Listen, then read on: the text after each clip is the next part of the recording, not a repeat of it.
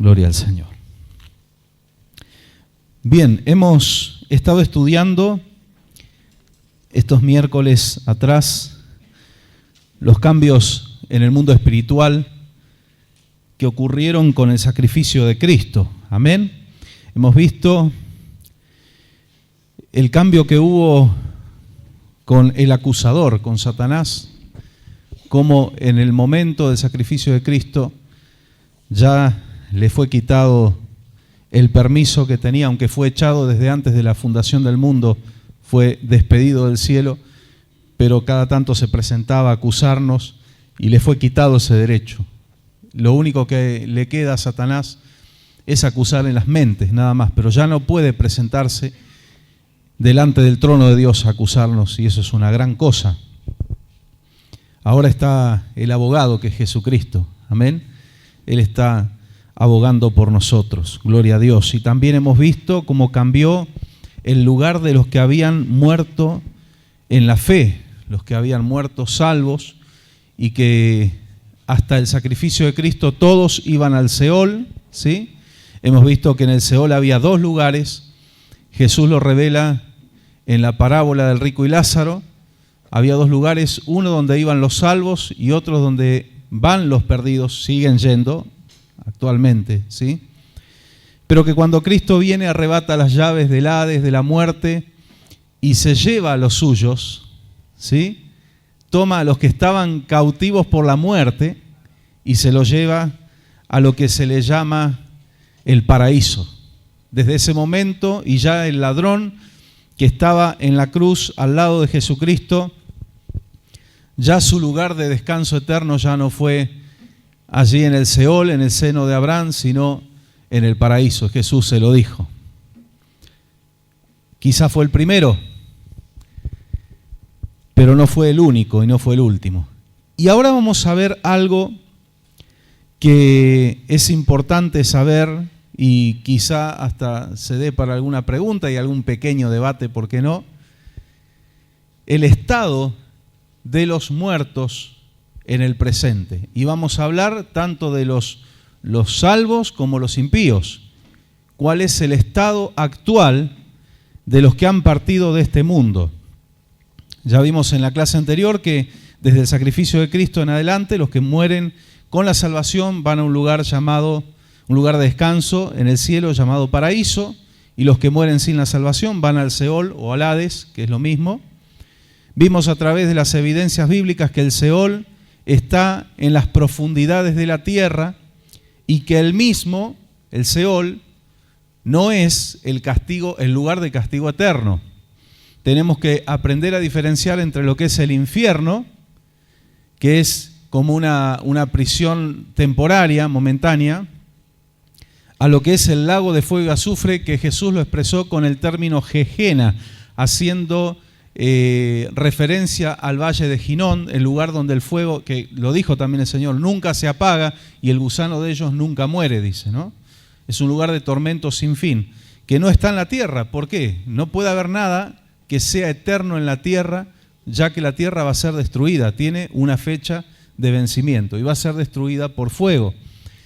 Ustedes ven que de repente los testigos de Jehová, en sus libros, en sus revistas, tienen los dibujitos de los niños jugando con el león, con la serpiente, y ellos dicen que 144.000, los que figuran en Apocalipsis, están destinados a pasar la eternidad con el Señor en el cielo, y el resto de los salvos somos los que vamos a estar en una tierra, en esta tierra renovada, restaurada, donde los niños podrán jugar con el león y con el áspid, ¿no? Y todo eso.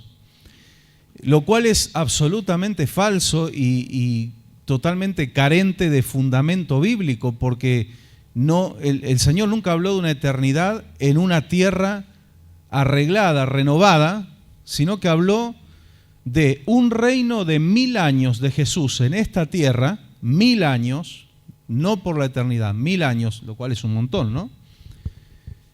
pero que luego de esos 1000 años el diablo iba a ser desatado de su prisión, iba a hacer un intento de engaño, un intento de ataque al Señor y a nosotros, que estaremos ya reinando con Él para esa altura, y al pueblo de Israel, pero el Señor va a desbaratar ese ataque, esa rebelión, y allí viene el juicio del trono blanco, y ahí sucede el fin del mundo. Ahí la tierra y todo este sistema, los elementos ardiendo, dice, se van a enrollar como un pergamino, va a ser destruido por fuego. De manera que la eternidad no puede ser en esta tierra. Hay una nueva Jerusalén. Dice la palabra, cielo nuevo, tierra nueva en los cuales mora la justicia. No es en esta tierra. Además, si hablamos de 144.000 destinados al cielo y el resto de los salvos destinados a la tierra, estamos hablando de dos categorías. Hay salvos de primera y salvos de segunda. Nunca el Señor dijo tal cosa en la Biblia. Claro, salvos VIP y el resto en clase turista, ¿sí? Nunca el Señor habló de esto. ¿Por qué los testigos de Jehová esgrimen este argumento o esta doctrina que ellos tienen? Porque cuando en el siglo XIX se creó esta secta, más o menos en los mismos tiempos que salieron los mormones y también los adventistas, ellos nunca pensaron llegar a abarcar tanta, o que iba a crecer tanto la secta de los testigos de Jehová. Cuando se dieron cuenta que eran más de 144.000, dijeron, vamos a cambiar la doctrina. Ellos decían primero que eran 144.000 los salvos, ¿entienden? Cuando superaron ese número, dijeron, ¿qué hacemos con los que exceden ese número? Bueno, los dejamos acá en la tierra. No es así.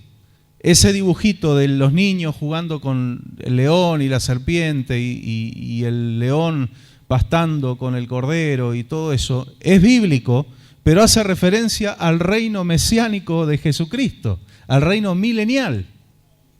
¿Se entiende? No es la eternidad de esa forma. Y vamos a ver ahora la pregunta, o muchas preguntas que se dan: ¿en qué estado están los que partieron a la eternidad? ¿En qué estado están? ¿Nos guían desde el cielo? La mayoría lo sabemos esto, pero vamos a argumentar con la palabra. ¿Nos guían desde el cielo? ¿Nos ayudan desde el cielo? Y después otra pregunta que seguramente va a quedar para el próximo miércoles, por cuestión de tiempo, pero ¿van todos al cielo al morir? Usted ve que la gente siempre habla de que, bueno, está en el cielo, se fue al cielo, era buena persona. Y a veces no era tan buena persona, igual lo mandan para el cielo, ¿no? Esa creencia se llama universalismo. La creencia de que todos al morir van a ir al cielo, lo cual no es una realidad, y vamos a ver después el argumento bíblico, ¿no?, del universalismo y lo que contrarresta eso en la palabra. Eso lo pueden anotar, pero lo vamos a ver el otro miércoles seguramente. Ahora nos vamos a encargar de las primeras preguntas. ¿Dónde están? ¿En qué estado están? Bueno, ¿dónde están? Ya sabemos. ¿En qué estado están? Y si nos guían o nos ayudan desde el cielo.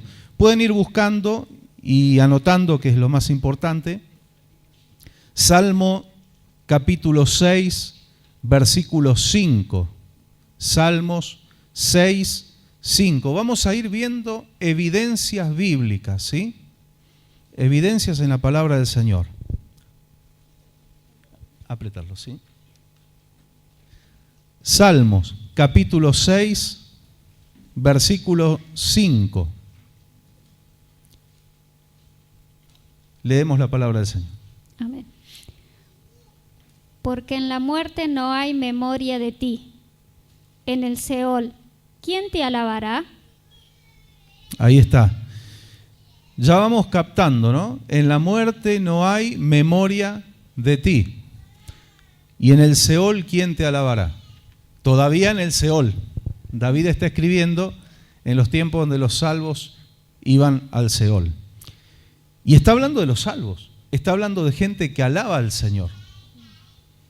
Y está diciendo que cuando parten a la eternidad no hay alabanza, no hay adoración. Pero vamos a seguir desarrollando esto. Salmo 88, ahí nomás en el libro de los Salmos. 88, vamos a leer dos versículos, el 10 y el 11. Salmo 88, 10 y 11.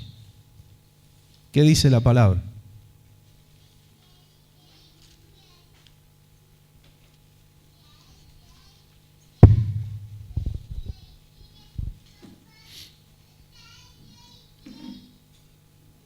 Leemos la palabra del Señor. 88, 10 y 11. ¿Manifestarás tus maravillas a los muertos? ¿Se levantarán los muertos para alabarte, Selah? ¿Será contada en el sepulcro tu misericordia o tu verdad en el Abadón? ¿Vieron las preguntas otra vez el salmista? Qué importante, ¿no? Y esas preguntas tienen una clara respuesta, que es no. Es no. Seguimos con los salmos. 115, versículo 17. Salmo 115, versículo 17. No se olviden de anotarlo. Es lo más importante, que lo lleven anotado.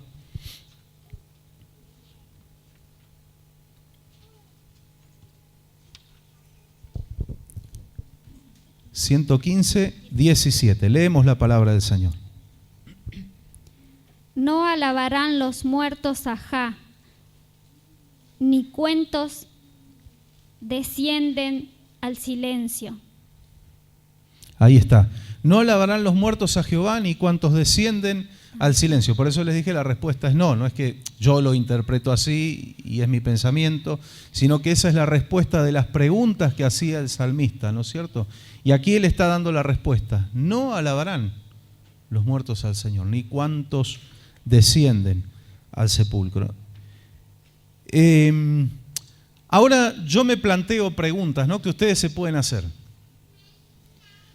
Y ustedes pueden decir, bueno, pero quizá David, como está escribiendo en el Antiguo Testamento, puede ser que eso era mientras los muertos que morían, los que partían con la salvación, con la fe en el Señor, estaban en el Seol.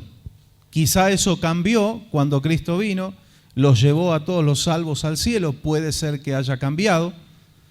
Ha habido gente que dijo ver visiones de los salvos alabando al Señor en los cielos y corriendo por los prados, los verdes prados, vestidos de blanco y demás, ¿no? De la misma manera que vimos en la palabra que cambió el lugar de los muertos en Cristo, cuando Cristo murió y resucitó. Ustedes pueden decir, puede ser que también, pastor, haya cambiado el estado de los muertos y ahora sí, los muertos en Cristo están alabando y adorando al Señor. Pero hay una diferencia con lo que estudiamos anteriormente, que hay pasajes específicos que hablan, gracias Richard, que hablan de que cambió el lugar de los muertos. Sin embargo, de esto que estamos leyendo, no hay pasajes en el Nuevo Testamento que digan lo contrario. No sé si se entiende el concepto que les quiero.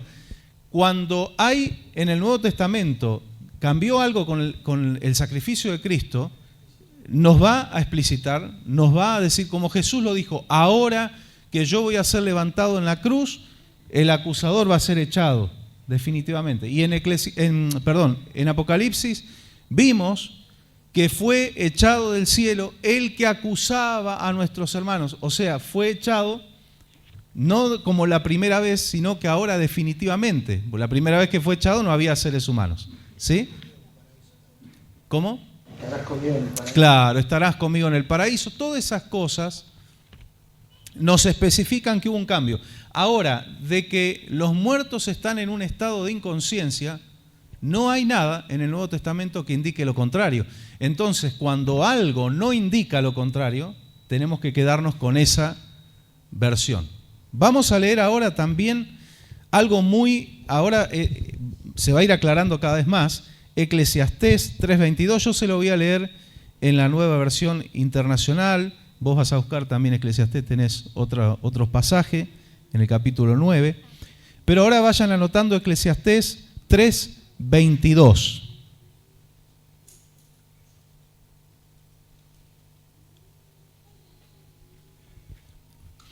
Yo les voy eligiendo la versión donde está más claro, ¿sí? Donde se entiende más claro el concepto. Y Eclesiastés 3:22 dice así la palabra del Señor.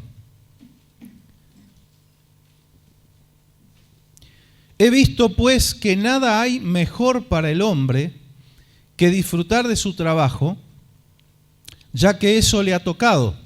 Nos ha tocado trabajar a todos. Y principalmente al hombre, el mandato de Dios fue para el hombre. La mujer ayuda, pero la obligación es de los hombres, ¿sí?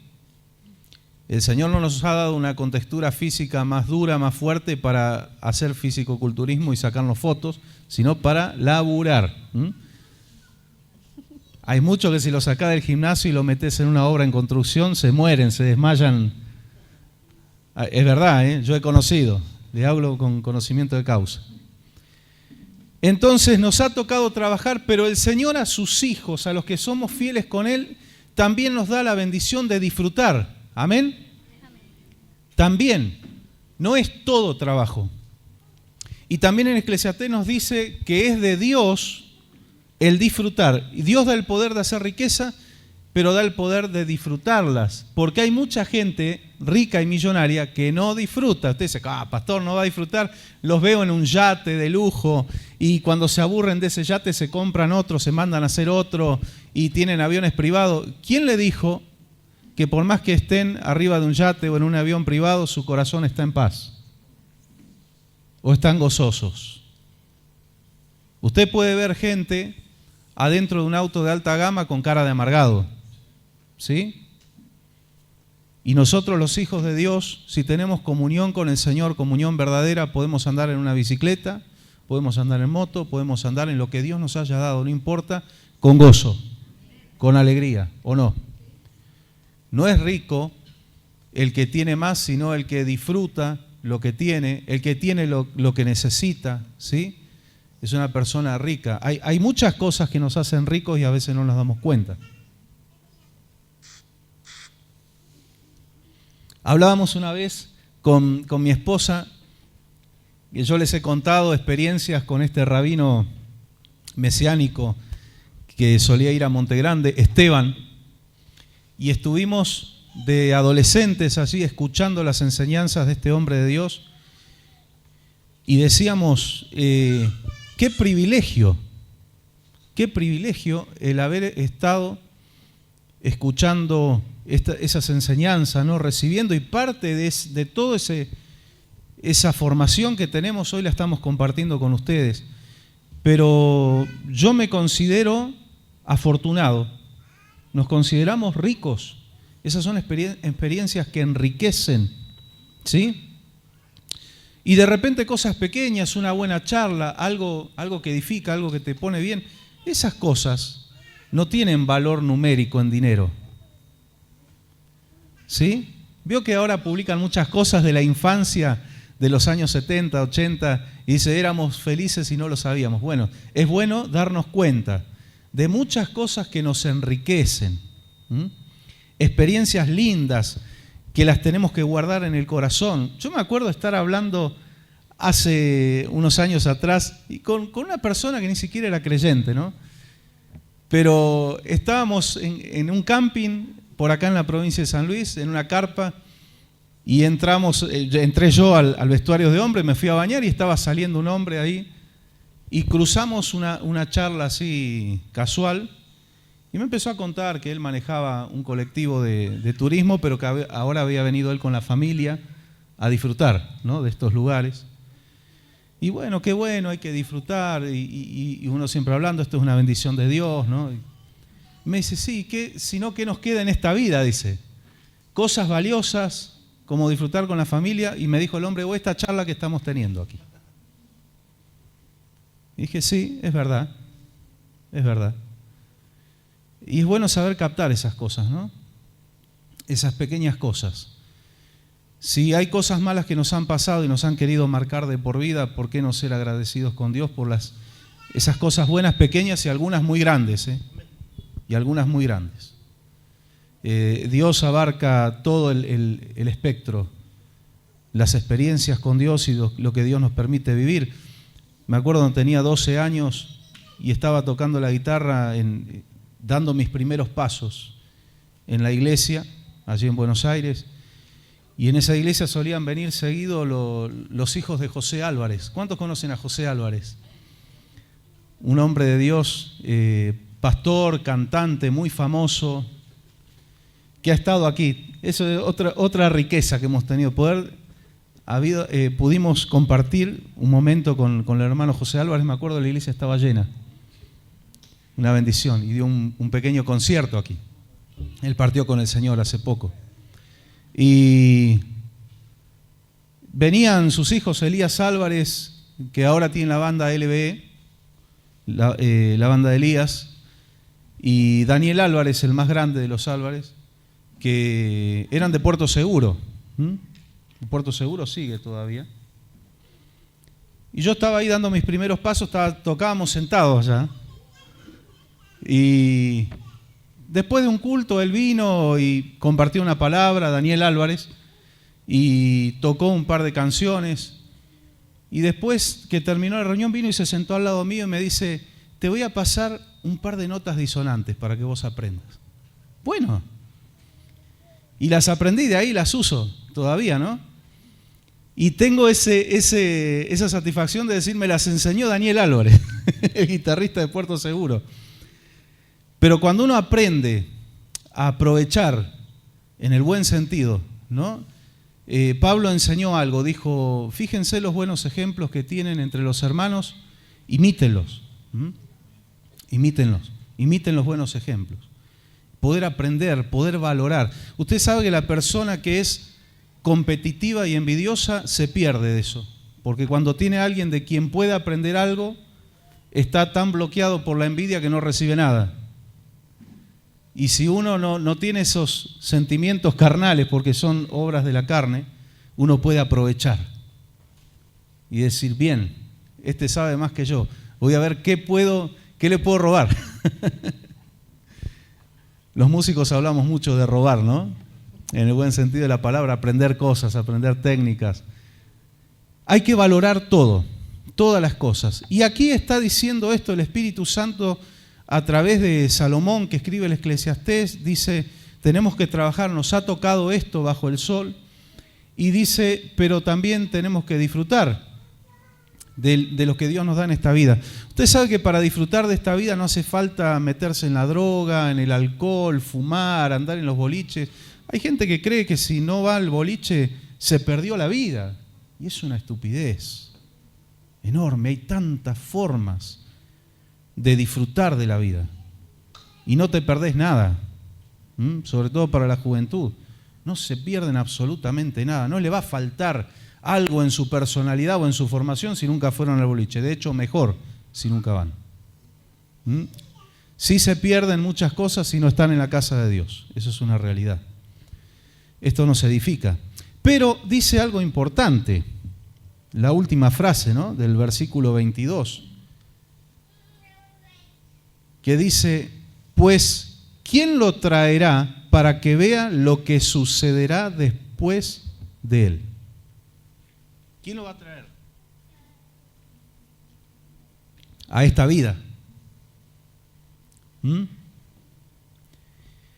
Vamos a completar este concepto. Eclesiastés, ahora el capítulo 9, versículos, vamos a leer 3 versículos, el 5, el 6 y el 10.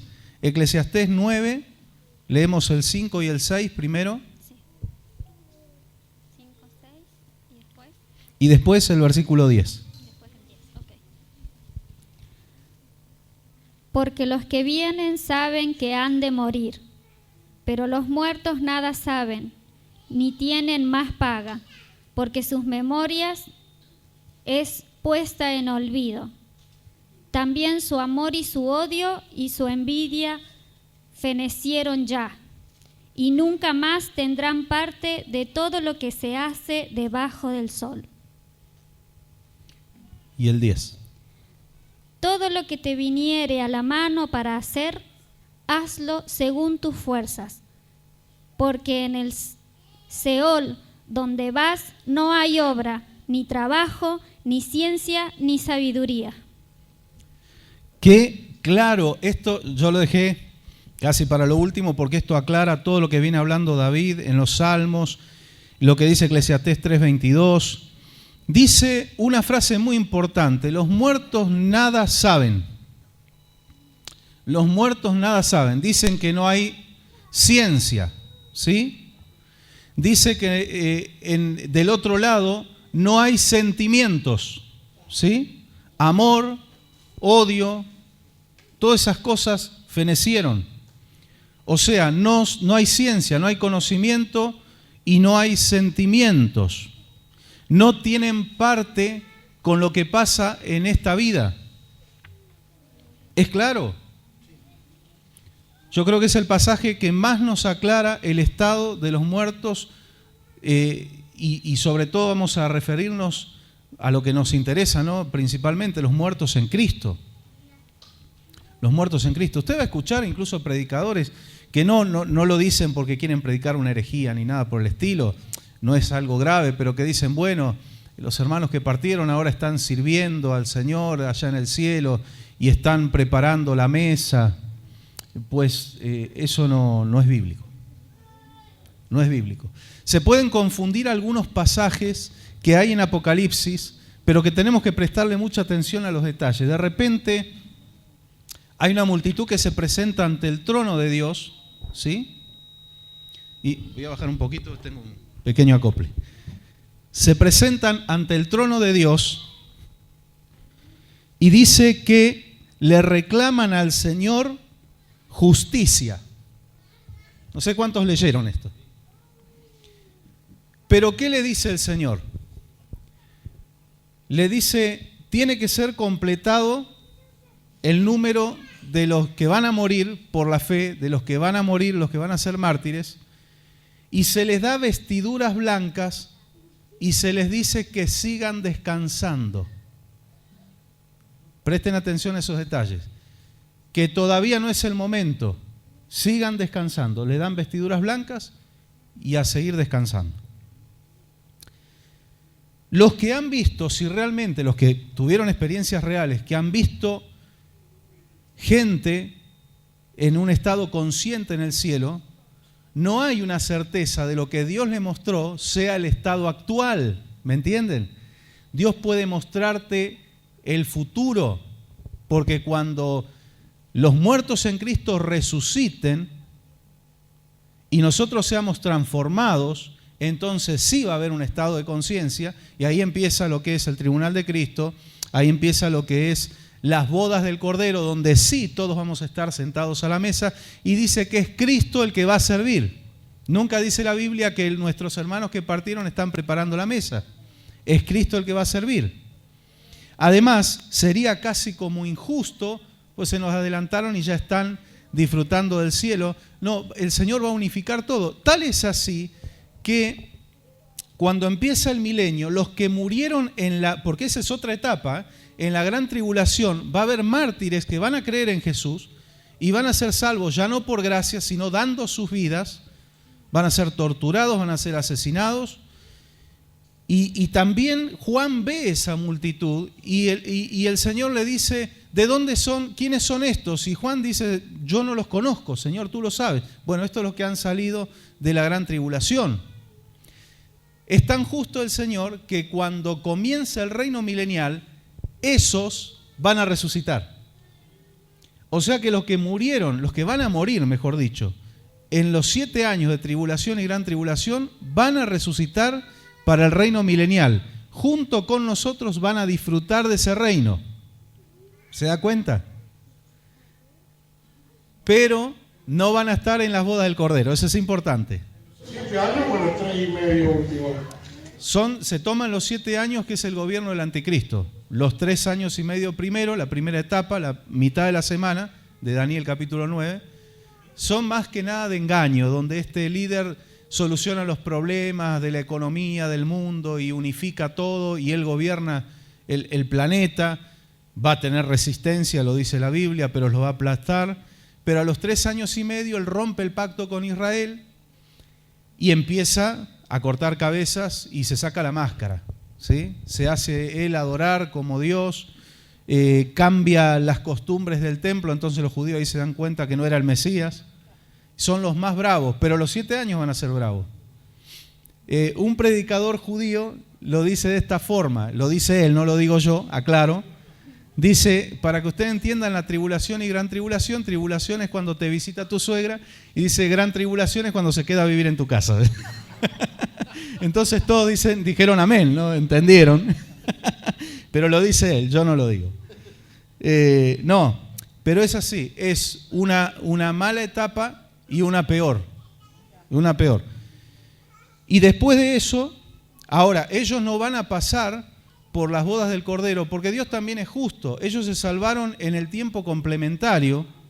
Nosotros venimos caminando con el Señor toda nuestra vida, toda la etapa de la gracia, y en la etapa de la gracia hemos abierto nuestro corazón a Jesús, y eso tiene un valor.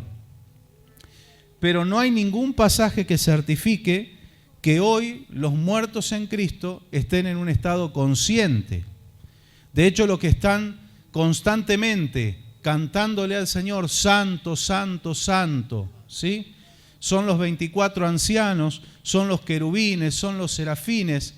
Y usted se puede confundir porque en la versión 60 habla de los 24 ancianos y glorifican al Señor y dice porque nos redimiste de todo pueblo, lengua, tribu, nación. Pero resulta que los 24 ancianos son ángeles, no son creyentes. Son ángeles que representan la iglesia del Antiguo Testamento, el pueblo de Dios, y el pueblo de Dios neotestamentario, que es la iglesia de Cristo. 12 patriarcas del Antiguo Testamento, 12 apóstoles del Nuevo Testamento. ¿Y dónde está más claro? En la Nueva Versión Internacional, donde ellos hablan en tercera persona y glorifican a Dios y dice, los redimiste. Los salvaste, los rescataste, ¿sí? Bueno, esto merece otro estudio, pero algunos demonizan esta versión y se han quitado versículos. No han quitado versículos. Hay una cuestión ahí que es a qué fuentes recurrieron para hacer esta traducción, esta versión. Está los textos masoréticos, está la Vulgata Latina, y en algunos textos antiguos de repente había versículos aclaratorios que no estaban.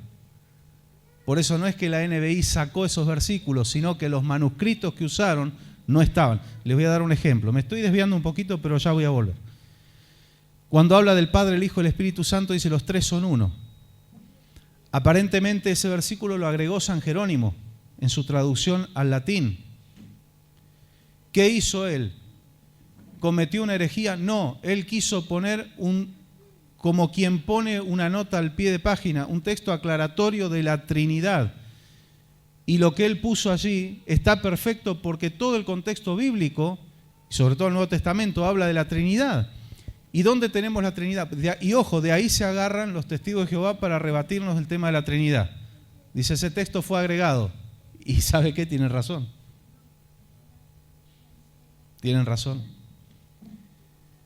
Pero lo que no tienen razón es que la Trinidad no existe. Porque está en toda la palabra. Pero en el bautismo de Jesús está claro, la Trinidad. ¿El Hijo dónde está? En un cuerpo humano, en el Jordán. Va a ser bautizado por Juan. El Espíritu Santo desciende del cielo en forma de paloma. No es una paloma el Espíritu Santo, en forma de paloma. Y el Padre desde el cielo hablando y diciendo, este es mi Hijo amado en quien tengo complacencia. Ahí tienen la Trinidad. Entonces San Jerónimo lo que hace es aclarar eso y pone los tres son uno. Y la versión 60 toma esos textos. ¿Sí? Bien, no hay ninguna herejía en eso. O de repente el ángel que revolvía las aguas, la NBI no lo tiene, ese versículo. Porque en esos textos que usa la NBI no estaba. No estaba. Bien, eso es materia de otro estudio, ¿no? Por ejemplo, un estudio cómo nos vino la Biblia el tema de las versiones y traducciones. Hay cosas en las cuales está más contundente y más claro la 60. Hay cosas que está más contundente y más claro la NBI. Pero la NBI se tradujo en un ámbito de libertad donde fue un grupo de expertos en arqueología, en hebreo, en el griego koiné, que es el griego antiguo, en historia, en bibliografía, expertos teólogos. Trabajó un equipo muy completo para hacer esta versión. Para la Reina Valera no. Fue Cipriano de Valera y Casidoro de Reina, que en una época de persecución con muy poquitos manuscritos, con luz de vela, tuvieron que traducir al español la palabra. ¿Cuál es mejor? En algunas cosas una y en otras cosas la otra. Por eso usamos las dos. Pero después está la traducción viviente, la Biblia en lenguaje actual, está la Dios habla hoy, ¿sí? Que es la versión popular. Pero no hay que demonizar otras versiones que no sean las 60, porque el evangélico es como que ha endiosado a las 60. Y es excelente, es muy buena, tiene un nivel poético, un castellano rico, pero no necesariamente es la mejor. Me acuerdo cuando yo era chico y algunos se horrorizaban porque la versión popular en Gálatas, donde dice "oh Gálatas insensatos", decía "oh Gálatas estúpidos". Y no decía quién os fascinó, decía quién los embrujó. ¡Uy, qué fuerte! ¿Sabe que estúpido es una palabra mucho más suave que insensato? ¿Lo sabía? Por ejemplo, la Biblia es más directa de lo que usted cree. Y en la 60, justamente por tener un español tan rico, tan bonito, que está buenísimo, pero ha suavizado muchas cosas. Le voy a dar un ejemplo que es fuerte, pero es bíblico. Cuando Pablo habla de los que querían obligar a los creyentes gentiles, los que no eran del pueblo de Israel, a circuncidarse, Pablo los trata re mal, los trata de perros mutiladores del cuerpo. Por eso dice en Apocalipsis, y los perros estarán fuera. No se refiere no está demonizando a los animalitos, está hablando de los malos obreros. Y Pablo lo que dice es: déjense de embromar con eso, dejen de molestar a los gentiles con esas cuestiones. Ellos tienen a Cristo, por eso dice: vosotros estáis completos en Él. ¿Amén? Estamos completos en Cristo. Y dijo: esos que están obligando a los creyentes a circuncidarse, y dice que se mutilen ellos, también dice la 60. ¿Sabe lo que dice Pablo? ¿Sabe qué? Esos que están molestando, que se la corten entera. No aclaro por los niños, pero ya entendieron, ¿no? Eso dice Pablo. Es fuerte. Pero la Biblia era clara. Está suavizada en la 60. Hay términos muy duros y muy claros. Y muchos santos, entre comillas, oh, ¿cómo va a decir eso? No, lo dijo el Espíritu Santo a través de la boca de Pablo. Esas culturas se referían así, eran muy explícitos. Hasta el día de hoy son así. Sí. No va a Perú, la gente es diferente, es distinta. Sí. Dentro del mundo, claro, tiene que ver con la idiosincrasia y con la cultura del lugar, la gente. Exacto. Cómo se comunica la gente. De hecho, hay términos que han sido cambiados para que nosotros lo entendamos, que si lo hubieran traducido literal del hebreo no lo íbamos a entender. Es muy directa, por ejemplo, el judío. Sí. Por eso Hablan entre ellos, y no es que se están peleando, pero están y se dicen las cosas en la cara como algo tan normal. Porque es la cultura de ellos. Por eso los predicadores mesiánicos, los judíos mesiánicos son ¡pum!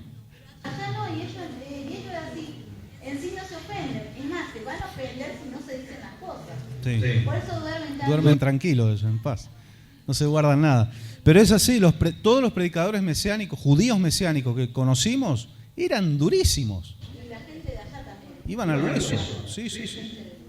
Dicen ellos mismos dicen que donde hay 3 judíos discutiendo hay 5 opiniones diferentes.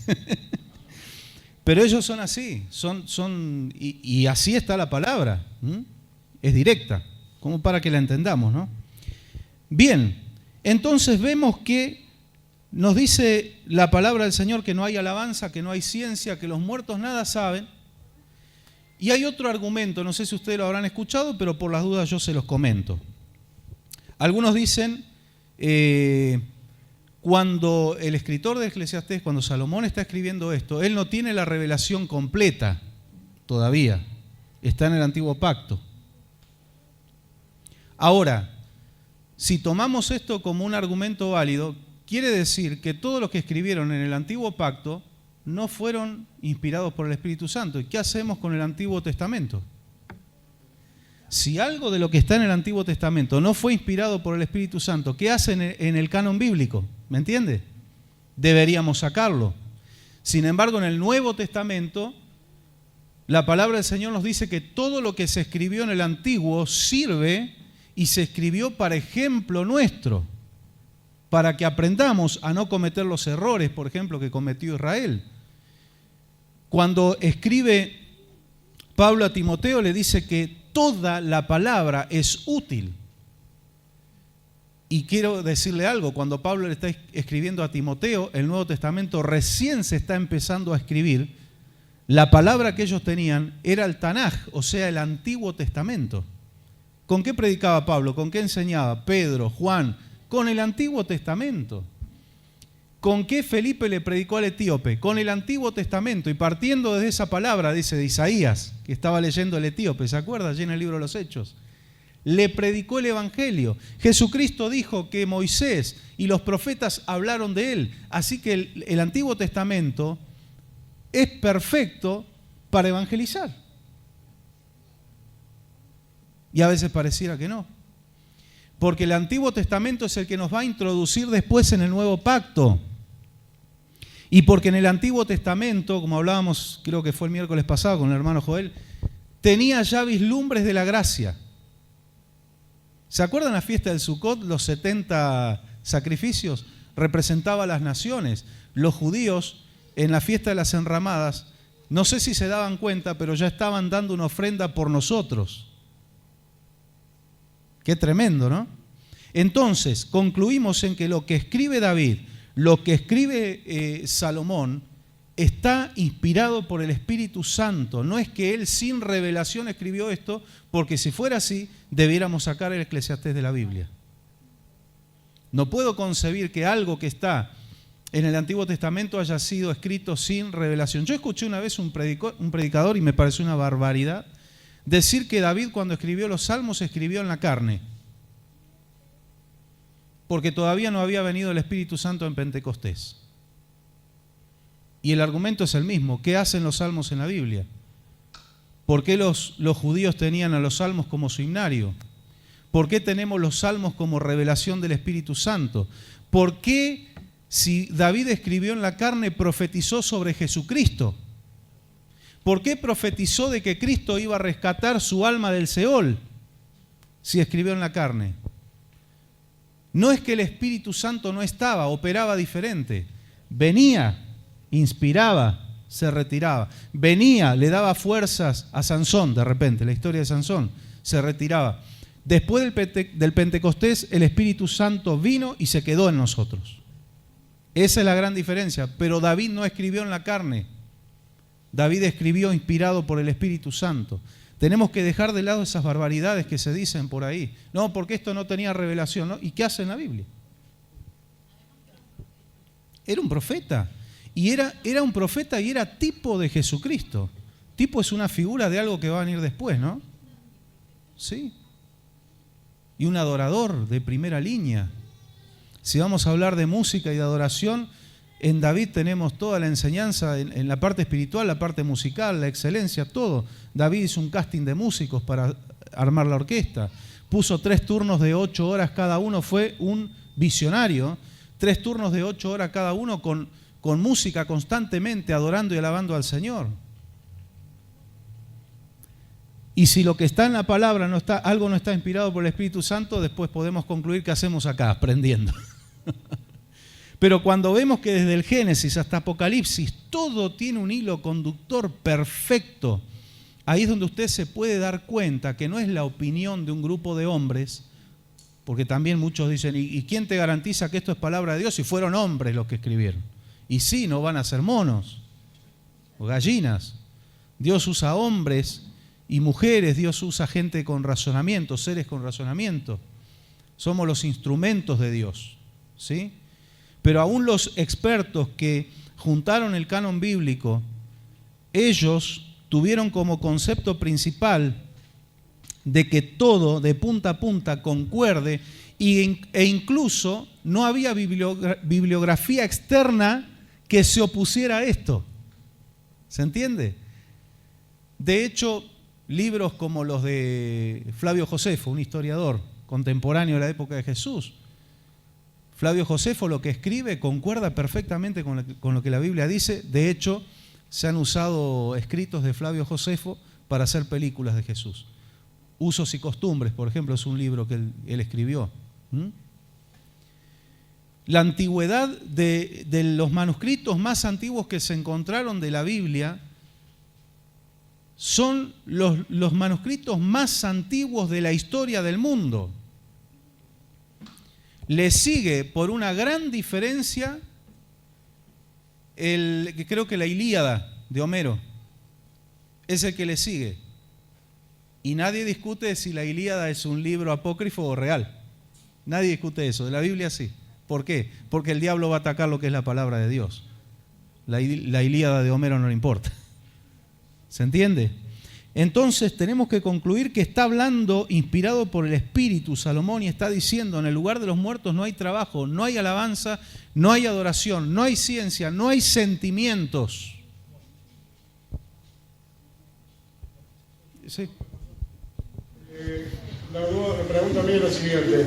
Algunas personas que aparentemente no han hecho ningún daño, son personas normales, ¿cierto? Pero que tienen un conocimiento de la Biblia, sí, y que tienen la fe puesta en que los seres muertos les dan una mano, los ven de noche, me está mirando del cielo, claro, me orientó, me guió para ese lado, me habló en el sueño. Todo eso, ¿qué sería? ¿A quién están viendo? Ah, qué linda pregunta esa. Y yo te contesto con otra pregunta. ¿A quién vio Saúl cuando fue a consultar a Samuel? ¿Quién es el que salió de abajo? Cuando fue a la divina de Endor para que oficiara de espiritista y llamara al espíritu de Samuel para venir a darle un consejo, ¿no? Bueno, aquí tenés la respuesta. Dice que los que mueren ya no tienen parte en lo que pasa en esta tierra. Y ustedes se pueden preguntar, vamos a ver todas las excepciones, vamos a ver todos los flancos, ¿no? ¿Y qué pasa con Moisés y Elías? Porque se le aparecieron en el monte de la transfiguración a Jesús. Y eso no eran demonios imitando al espíritu de un ser humano, eran Moisés y Elías posta, auténticos. Pues justamente son las excepciones, como dos excepciones que hizo el Señor con dos hombres que no murieron, Enoc y Elías. Moisés, la particularidad es que el Señor escondió el cuerpo y sabemos en el Nuevo Testamento que lo mandó a Miguel a pelear con Satanás por el cuerpo. ¿Por qué? Porque son los dos testigos del Apocalipsis. Hay una excepción que Dios hizo con ellos dos, porque son los que van a aparecer en Apocalipsis, los dos testigos, para predicar el Evangelio. Y van a ser hombres con superpoderes dados de parte de Dios, porque va a ser imposible predicar en un ámbito de tanta persecución. Por eso aparecen Moisés y Elías en el monte de la transfiguración y están charlando del tiempo de su partida con Jesús, ¿no? ¿Puedo hacer una pregunta? Sí. ¿Enoc desapareció? Desapareció. De Elías nos da más detalle, dice que fue en un torbellino. Enoc dice simplemente que caminó con Dios, o sea, tuvo una vida tomado de la mano de Dios y fue traspuesto y no conoció la muerte. Desapareció simplemente. ¿Con qué fin? Realmente no lo sé, la Biblia no lo dice eso. Eso es algo que nos vamos a enterar allá arriba. Es un misterio de Dios. Por eso en Deuteronomio dice que las cosas ocultas, secretas, pertenecen a Dios, y las que fueron reveladas para nosotros, para nuestros hijos, ¿para qué? Para que las obedezcamos. Pero hay cosas que están ocultas, ¿dónde? En la palabra.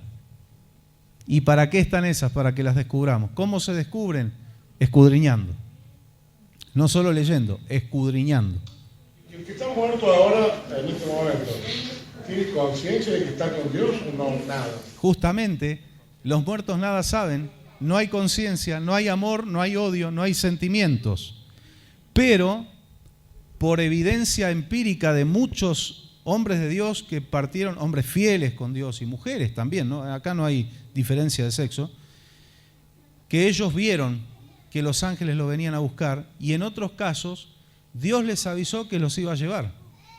Solemos contar el testimonio de la mamá del pastor Carlos. Ella reunió a la familia, no estaba asustada, no tenía miedo a la muerte. Ella dijo, el Señor ya me avisó que me voy a mi casita, decía, y cantó recitó un salmo, cantó, comió, no se iba a ir a la eternidad con hambre, ¿no? Claro, lo más bien, y esa noche partió con el Señor. En eso de la conciencia, la inconsciencia de la muerte, Sí. el Lázaro que estuvo 4 días muerto, Nunca supo. No supo nada. Lo despertaron de nuevo. Como que lo despertaron y estuvo 4 días muerto y no tuvo conciencia, conocimiento, dolor, amargura, tristeza, no hubo nada. O sea, Exacto. En eso podemos ver lo que pasa cuando una persona muere, no sabe. Y tenemos otros pasajes, incluso ahora en el Nuevo Testamento, que vamos a ver, que hay un término clave para entender esto. Ahora, sí. Antes de que salgamos de este versículo, este pasaje que leímos echa por la borda la doctrina que tienen los católicos sobre los santos, Totalmente. que interceden, que nos ayudan a interceder. Totalmente. Eso ya lo vamos a ver porque lo vamos a argumentar con la palabra. Ahora, hay cosas, hay misterios que no están en la Biblia, detalles. Ahí podemos usar la imaginación tranquilos, ¿no? Cuando hay detalles que no están especificados. De repente, un creyente parte con el Señor. Dios le avisa. Nosotros tuvimos el caso de la hermana Nilda Miranda aquí hace muchos años, que el Señor le avisó a ella y le dijo a la familia que se queden tranquilos, que ella iba a estar mucho mejor. Y se fue con paz. Y así, bueno, hace algo más reciente, nuestra hermana, la mamá de Graciela, nuestra hermana Elisa, y cuántos que de aquí ya hay gran parte de la congregación, o una gran congregación de Cristo de la Respuesta que está descansando en la presencia del Señor. Ahora, cuando se parte, y estas son preguntas que yo me hago y algunos de ustedes seguro también, ¿habrá un tiempo de conciencia hasta que van arriba y luego el Señor los pone a dormir? ¿Será instantáneo? ¿Se cierran los ojos y no hay más conciencia? Nuestra hermana, lo más reciente, nuestra hermana Elvira, ella ya instantes previos a partir a la eternidad, la hermana, ella hacía vestidos, ella era modista, hacía vestidos, y ella se vio con un vestido blanco, ya Dios le estaba mostrando, y eso es algo glorioso, le está dando una certeza de la salvación, porque en Apocalipsis 19, a las bodas del Cordero no se entra sin las vestiduras blancas, resplandecientes, que no es ropa, son las acciones justas de los santos. Cuando mi mamá partió a la eternidad en el año 91, mi papá también la soñó a mi madre con un vestido blanco y estaba reluciente, hermosa. Entonces uno puede preguntarse y decir, ¿será que ellos ven el lugar maravilloso que es y descansan? ¿O directamente cuando cierran los ojos ya entran en un estado de inconsciencia? Pueden ser las dos cosas. De aquellos que ven los túneles blancos con la paz y la tranquilidad. Pero vuelven. No llegaron a trasponer el umbral, ¿no?, del nunca retorno. ¿Sí? Porque pueden ser visiones, pueden ser cosas que Dios les muestra para dar testimonio que hay algo más allá de esta vida. el interrogante que nos queda es cuando el Señor Jesucristo le dijo al ladrón, hoy estarás conmigo. Claro, pero ahí también hay otra cosa que lo expusimos el miércoles pasado. Hay algunos expertos que dicen que hay un pequeño error en la traducción, en la coma sobre todo. Que Jesús lo que le dijo no fue, hoy estarás conmigo en el paraíso, sino de cierto te digo hoy, estarás conmigo en el paraíso. Igual de cualquiera de las dos formas, ¿no? El tema es estar en el paraíso. Pastor. Pasada estuve viendo un médico que estaba hablando y estaba explicando que la persona cuando muere de inmediato, después de la muerte, todavía tiene conciencia. De inmediato. Bueno, claro. Hay un momento, un tiempo de conciencia en la persona. Todavía la mente está viva, digamos. Sí. Pueden ser fracciones de segundo, porque el cerebro es lo último en morir, incluso después del corazón. Eso relaciona con lo que hablamos primero cuando usted explicó que el espíritu era la amalgama entre el alma y el cuerpo. ¿Esa no es la respuesta? Bueno, el espíritu vuelve a Dios y se produce la separación del alma y el cuerpo. Ahora el interrogante es el alma. Instantáneamente entra en un sueño o tiene un lapso de conciencia hasta que llega al lugar de destino, ¿no? Es un interrogante que no es importante, no es excluyente. Porque si uno en el momento que Dios lo llama, entra ya en un estado de inconsciencia instantáneamente, no hay ningún problema. Si hay un lapso de tiempo que uno ve algo y luego descansa, tampoco hay problema. El tema es llegar, es estar con el Señor, no ir al infierno, porque ahora viene la pregunta, ¿y los que están en el infierno, están como muchos vieron que están rostizándose o también están en un estado de inconsciencia hasta que sean levantados para el juicio? Por eso primero encaré el lado de los salvos. ¿Por qué? Porque encontramos un detalle en lo que leyó nuestra hermana aquí en Eclesiastés, que dice su amor y su odio fenecieron ya. Habla de que desaparece tanto lo bueno como lo malo. De manera que también está hablando de los impíos que parten a la eternidad y que van para abajo. Todo lo que es sentimiento, y si no hay sentimiento, tampoco hay sufrimiento. Tampoco hay sufrimiento. Podemos concluir que como los salvos que parten a la eternidad todavía no están en un estado consciente disfrutando de esa presencia del Señor consciente, ¿no? Tampoco los que parten perdidos, sin la salvación, están ardiendo en el fuego. Por eso era importante determinar si lo de el rico y Lázaro era una parábola. Jesús lo que está es mostrando lo que pasa en los dos destinos eternos, pero no es que esté pasando en tiempo presente eso. Eso es importante tener en cuenta, ¿sí? Y ahora vamos a seguir leyendo. Sí. ¿Qué pasa con las personas que no están bien de la cabeza mentalmente? Eso es importante también. Esa pregunta me la hicieron hace muchos años. Acá hay muchas cosas que tener en cuenta. Eso es importante. Yo cuando viví un tiempo en Barrio San Juan, ahí en la zona oeste de Buenos Aires, yo era chico, tenía 10 años, y un vecinito que tenía como 30 años, y digo vecinito porque él tenía la mentalidad de un niño de 10 años, y yo me escondía atrás de unos ladrillos, y él también, y nos tiroteábamos, jugábamos a la guerra, y él jugaba conmigo, y yo lo tenía... ¿Tiraban mandarinas en el árbol? No, eso cuando era más chico, pero esa es otra historia. Eso era en Canals, en Córdoba. Tenía un amiguito que nos peleábamos y yo lo hacía enojar a propósito porque él me tiraba mandarinazos y yo me escondía, los esquivaba y después juntaba mandarinas. Tenía un árbol de mandarina espectacular. Sí. Acá una pregunta de parte del pastor. No se quieren hacer cargo de la pregunta. Si vamos a tener el cuerpo como de carne que se puede comer, porque dice que vamos... Sí, el cuerpo glorificado, que es el que vamos a recibir en el momento de la resurrección, que es otro tiempo. ¿Ese se puede comer? Sí, Jesucristo. ¿Ropa? Yo no. Sí. ¿Desnudo o ropa? No, ropa. Sí. Porque la dignidad en los cielos es algo que va a estar más presente que acá todavía. Asado va a haber. La Biblia no habla del veganismo, gracias a Dios, así que... ¿Sabes? Bueno, es buena tu pregunta. Ahora sigo con lo tuyo, Graciela.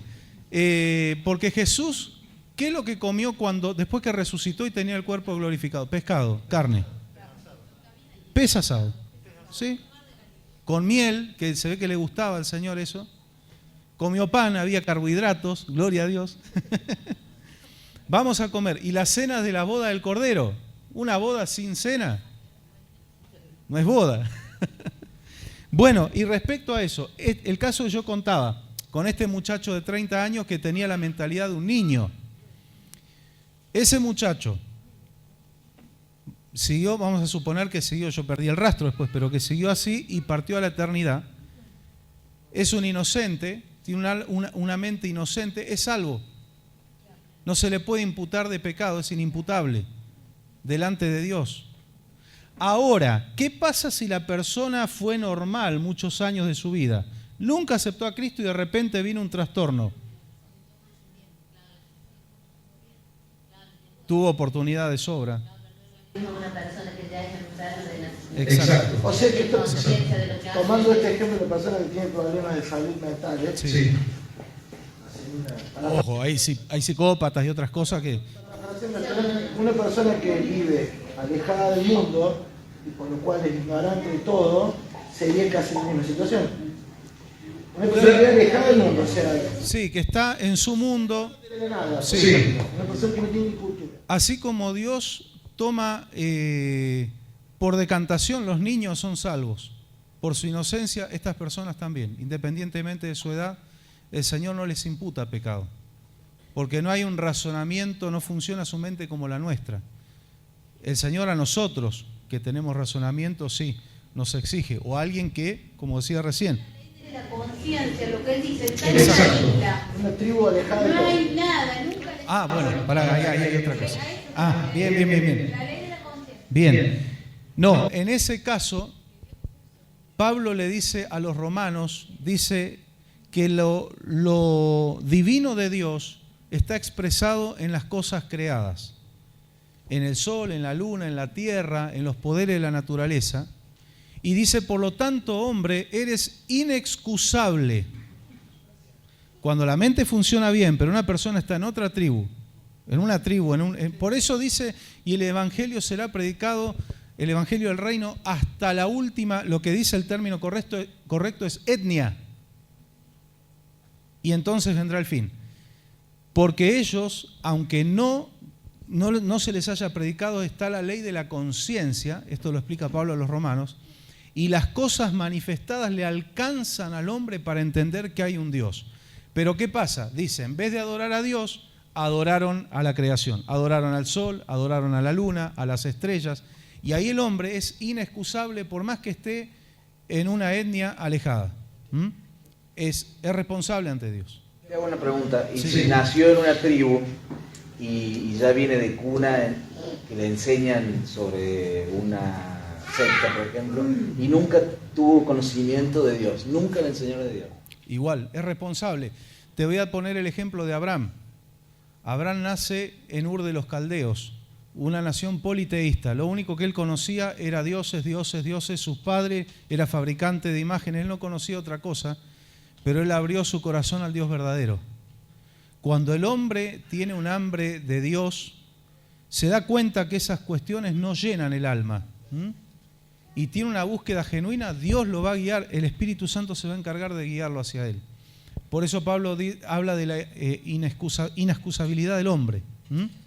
Es inexcusable. Cuando se refería, eran salvos por sus obras, ¿a cuáles obras se refería? Bueno, porque la fe sin obras es muerta. O sea, somos salvos por fe, pero vamos a encontrar en Hebreos que Rahab la ramera fue salva y resalta por fe, pero Santiago habla de que Rahab la ramera fue salva por la obra que ella hizo. Primero es la fe y después la obra. Somos salvos por fe, pero la fe genera buenas obras. Si yo digo tengo fe, ¿qué dice Santiago? Muéstrame tu fe por tus obras. Por eso también seremos juzgados por las obras. Soy salvo por Cristo, pero también el Señor va a buscar en el libro de mi vida y va a decir, a ver, ¿pero qué hiciste con eso, no? O sea, las dos cosas son importantes, pero el orden es lo más importante. Primero la fe, primero la gracia y después las obras. El tema que hablan los hermanos acá, estábamos hablando recién, que Dios puso en el hombre la conciencia del bien y del mal. De aquellos que de repente están en la isla, tipo náufragos,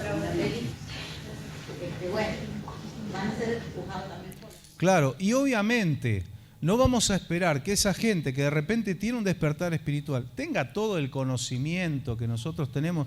Dios no se lo va a exigir tampoco porque no lo tienen a mano, pero sí el conocimiento de Dios. Porque dice que antes que fuera escrita la ley, estaba la ley de la conciencia. La voz de Dios en la conciencia. De hecho, el Código Hammurabi fue escrito antes que la ley mosaica, porque es justamente la conciencia que Dios puso en el hombre volcada en leyes, que eran leyes de justicia, ¿no? Bien, vamos a Daniel 12:2. Y hay un término que nos va a marcar.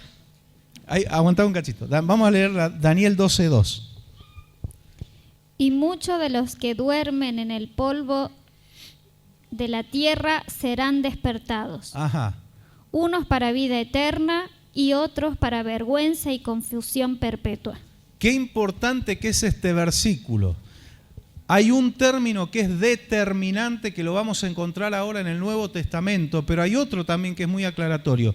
Y muchos de los que duermen. Pero acá viene el otro, serán despertados. A ver, si los que están en el infierno están en un estado consciente, ¿para qué van a ser despertados? Ya están conscientes. Si los que están en el paraíso con el Señor están en un estado consciente, ¿para qué van a ser despertados? Si ya están despiertos. Entonces lo que Daniel revela acá es importantísimo. Serán despertados. Sí, pastor, pero puede ser que hable de los salvos. No, Daniel está hablando de los dos. Que algunos serán despertados para salvación y otros para confusión eterna. ¿Sí? Clarito, pero vamos al Nuevo Testamento. Primera de Corintios.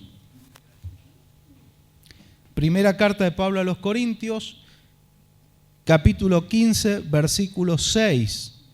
Todos anotaron ya, Daniel 12:2 lo tienen anotado, ¿no? Primera de Corintios 15, 6. Leemos la palabra. Después apareció a más de 500 hermanos a la vez, de los cuales muchos vivían aún y otros ya duermen. Ahí está. ¿De quién está hablando? De Jesucristo después de su resurrección. Y aquí el apóstol está diciendo que Jesús se le apareció a más de 500 hermanos, de los cuales algunos viven y otros ya duermen. Y ahora estamos leyendo en el Nuevo Testamento y estamos leyendo una palabra post-resurrección de Cristo. Ya había sucedido el sacrificio de Cristo. Por eso al principio hablamos de esto. El sacrificio de Cristo no cambió esto. En el Nuevo Testamento encontramos que quien parte a la eternidad duerme. Concuerda con lo que dice Salomón en el Eclesiastés, concuerda con lo que dice David en los Salmos. No hay trabajo, no hay conciencia y no hay una comunión entre el mundo de los muertos y el mundo de los vivos. Justamente, volvemos a la parábola del rico y Lázaro. ¿Qué le pedía el rico? Manda que vayan a predicarle. ¿Y qué le dijo? No está permitido. No está permitido que vayan de acá al mundo de los muertos. Tienen a los profetas, o sea, tienen la palabra. Si no creen a la palabra, no van a creer si alguien de acá va para allá. Entonces es probable, como decías vos, Susi, que quien vio el túnel y volvió haya sido una visión. Una visión. Por eso Pablo, y presten atención a estos detalles, cuando ve la Nueva Jerusalén, ¿qué dice Pablo? Si en el cuerpo no lo sé, si en el espíritu no lo sé, si fue en sueños o en una visión no lo sé. Él está contando la experiencia, pero no tiene certeza si fue algo real que fue transportado o es algo que Dios le mostró mientras estaba durmiendo o una visión, ¿sí? Entonces es importante, no todo lo que se ve, y hablo de experiencias reales, del otro mundo es algo que está pasando ahora, sí o sí. Veo que hay algunos que dicen, el Señor me llevó al infierno y lo vi a John Lennon ahí. Y es uno que no le gusta el rock, no lo vio a, no sé, no vio a ningún folclorista. Vieron que también están allá en Santiago los que hacen pacto con el diablo en la Salamanca. Eso es tan satánico como el black metal. Porque hay gente que lo espiritual lo mezcla con lo cultural y con sus gustos, ¿no? Bueno. Vamos a 1 Tesalonicenses, capítulo 4, versículo 13. 1 Tesalonicenses 4, 13. Leemos la palabra. Porque si creemos que Jesús murió y resucitó, así también traerá Dios con Jesús a los que durmieron en él. Ahí está. ¿De qué habla Pablo aquí? El momento del arrebatamiento. ¿Sí? Cuando Cristo venga a arrebatar a su iglesia, a nosotros, vienen las nubes en el aire y dice, los muertos en Cristo resucitarán primero. Luego nosotros, los que vivamos, dijo Pablo, seremos transformados y juntamente con ellos recibiremos a Jesucristo en las nubes en el aire. Ese es el momento donde son despertados los salvos. Los impíos todavía no. Los salvos reciben un cuerpo glorificado. Ellos vienen con el Señor porque ya estaban allá descansando. Entonces yo me imagino esto. Y suena una trompeta también, ¿no? La final trompeta. Suena la trompeta y el Señor Jesús dice, vamos muchachos, despierten. Tengo que ir a buscar a los que quedaron vivos todavía. Entonces ellos reciben cuerpos glorificados y nosotros desde abajo, el Señor nos eleva y nos lleva y recibimos esos cuerpos glorificados. ¿Sí? ¿Y eso lo haremos todos al mismo tiempo entonces? Va a haber un pequeño instante, sí, los que estamos en la tierra, sí, todos al mismo tiempo. No es como muestra. Ya están durmiendo. Un instante previo a nosotros. Dice que no precederemos, dice Pablo a los tesalonicenses, a los que durmieron, sino que ellos primero van a despertar, pero va a ser algo muy rápido, porque van a despertar, van a ser transformados y vienen a buscarnos, viene el Señor Jesús, viene con ellos a buscarnos a nosotros. Los muertos en Cristo resucitarán Primero. Luego nosotros, los que vivamos, seremos transformados y arrebatados juntamente con ellos y recibiremos a Jesús en las nubes, en el aire. Dice Pablo a los que están tesalonicenses. en la tierra, ¿en qué estado van al cielo? Porque no mueren. Los que estemos, supongamos que el Señor arrebata a su iglesia, nos lleva ahora. En un instante, dice, en un abrir y cerrar de ojos, o sea, una fracción de segundos, estos cuerpos son cambiados a cuerpos glorificados. Lo más probable, y ahora volvemos a usar nuestra imaginación, lo más probable es que, como en muchas películas cristianas sucede, queda la ropa tirada ahí en el piso y aparecemos allá con el Señor. ¿Sí? También tiene un contexto, porque el momento en que sea el arrebatamiento es distinto a cuando vos morís que no lo es. O sea, ahí tenés la Exacto. muerte, y esto no es muerte. No. Es como un pequeño plano. Exactamente, exactamente. Claro, pero de todos modos tenemos que ser transformados. Sí. La Biblia dice que esta carne no puede heredar el cielo. Por eso. Entonces, de todos modos vamos a ser cambiados, pero sin ver la muerte. Exacto, pero transformados porque dice Pablo en 1 Corintios 15, que habla de eso, y dice que la corrupción, hablando de este cuerpo que es corrompible, no hereda incorrupción. Y habla de la semilla que primero tiene que morir. Está muy bueno 1 Corintios 15. También dice que en una parte dice, les digo un secreto, no todos dormiremos, pero todos seremos transformados. Exacto, exacto. Es un misterio, dice. No todos vamos a dormir. Pero vos fíjate, aquí nuevamente, vos lo mencionaste, el término es dormir. Dormir. Ahora, cuando leemos esto en la NBI dice morir. Y se los quiero aclarar bien. Hay unas letritas chiquitas que son referencias y numeritos. Algunos te llevan a otro pasaje bíblico y algunos te dan una aclaración. La NBI, cuando usa el término morir, aclara al pie de página que el término exacto es dormir, solo que lo traduce como morir para que se entienda de qué se trata. Pero te aclara al pie de página, dice literal, dormir. Eso es bueno tener en cuenta. Porque alguno puede confundirse y decir, pero pastor, la NBI habla de morir. Bueno, pero la misma NBI está aclarando que el término correcto es dormir, entrar en un sueño. ¿Leímos Tesalonicense? Sí, bien. Un caso más, lo pongo como ejemplo. Esteban, ¿cómo murió? De una forma violenta, lapidado, apedreado. Pero dice que en ese momento el Señor le mostró a Jesucristo sentado al lado del Señor, vio los cielos abiertos, vio la gloria que le esperaba y es como que se desconectó de la realidad dolorosa que a su cuerpo le tocaba vivir y dice que durmió. Murió de una muerte violenta, pero dice que durmió.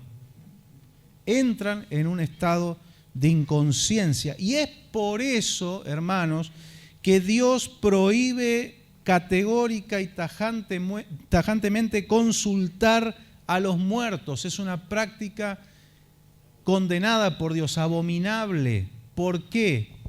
Y acá viene una cosa importante. Cuando alguien consulta a los muertos y aparece aparentemente, vamos a suponer, el espíritu del abuelito. Y sí, es mi abuelito porque conoce toda mi historia y las cosas que vivimos.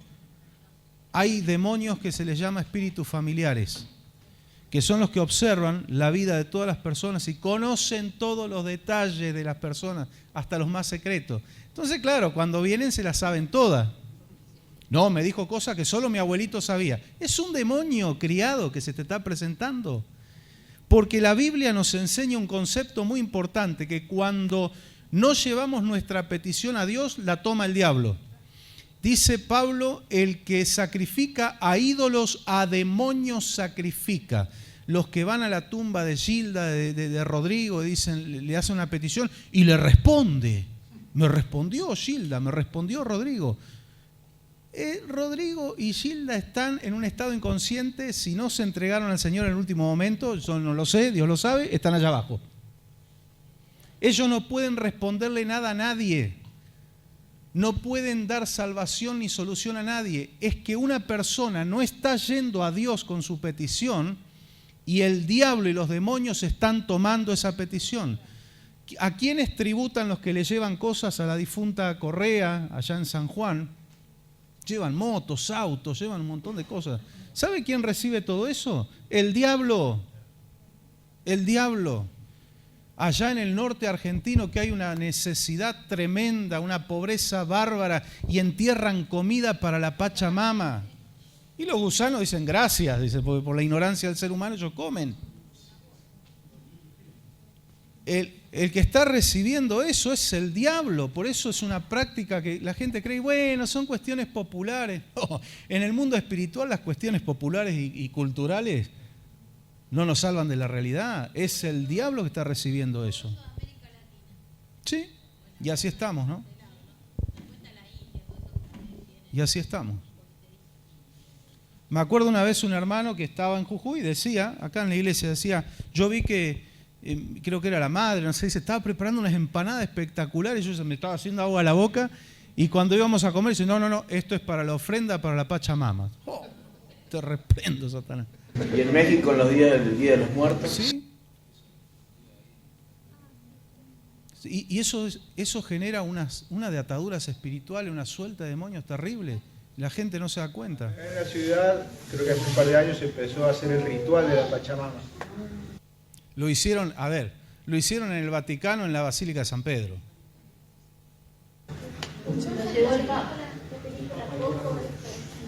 Sí. Totalmente. Es curioso cómo los mexicanos, no todos, sino los que practican esas cosas, muchos también practican el cristianismo y es como decir, no leen la Biblia que lo prohíbe. Sí, lo mezclan. Claro, algunos, excepto en la película de Coco aparece la cruz de Cristo. Sí. Detrás. Bueno, si vos vas a un hechicero, si vos vas a un agorero y vas a ver imágenes de Jesús, de María, la cruz y todo eso. Sí. Muchos veneran y van a usar el nombre de Dios a la Pachamama, pero ellos creían que cuando se enojaba se le tenía que sacrificar un niño. Sí. Y lo drogaban y lo subían a una montaña a morir de frío para calmar el enojo. Bueno, ¿ustedes creen que un Dios de amor, de misericordia puede pedir esas cosas? Si cuando Dios le pide el hijo a Abraham, nunca Dios estaba pensando que Abraham tenía que matar a Isaac. Fue una prueba de fuego a su fe, pero Dios ya tenía determinado, iba a quedar un mensaje muy claro, el de la redención, el de la provisión de Cristo, del Cordero para el holocausto, pero nunca Dios tenía pensado que Abraham matara a su hijo. Nunca. Nosotros en la teoría anterior, entonces Adolf Hitler o algunos otros criminales más antiguos en el tiempo tampoco están pagando absolutamente nada, están en stand-by. Sí, esperá que lo saquen del calabozo de la comisaría y lo lleven al penal, y ahí vas a ver la que van a pagar. No, no lo ves, mejor no lo veas, pero no, sabés la que le espera a esa gente, ¿no? Hay gente del Vaticano que hace exorcismo en teoría, que dice tenía el espíritu de Hitler, ¿qué se le cómo el espíritu de Hitler? No, bueno, es otro tema. Yo sabía que esto iba a dar para largo, es un tema. Hay una cosa que noto yo, me pongo el ejemplo yo porque no tenía conocimiento. No, eso nos quita de otras cosas malas que puedo haber hecho, pero digo, hay cosas que mucha gente no conoce hasta que empezás a estudiar. Sí. Y confieso, no estudio lo que debería, pero es cuando empezás a conocer que te das cuenta de dónde están los problemas. Lo vi con los ángeles que miran la adoración, ¿no? Sí. O cuando leímos esto también. Y ahí, cuando no llega el conocimiento, creo que se presta a confusiones de este tipo. Claro. O sea, exacto. Es importante escudriñar para entender. Es que si vamos a enojarnos con alguien, va a ser con los que crearon las teorías y las doctrinas de demonios. La gente, uno tiene que entender que hay mucha gente que está en ignorancia espiritual y uno hacia esa gente uno tiene que sentir amor. Por eso siempre dije, cuando entramos en una discusión de las cosas de Dios con alguien que no conoce, nunca que sea el móvil yo ganar y tener la razón, sino que el móvil sea que la persona realmente pueda conocer a Cristo. No una motivación de que gané la discusión. Y si gané la discusión y la persona no se salvó, no sirve de nada.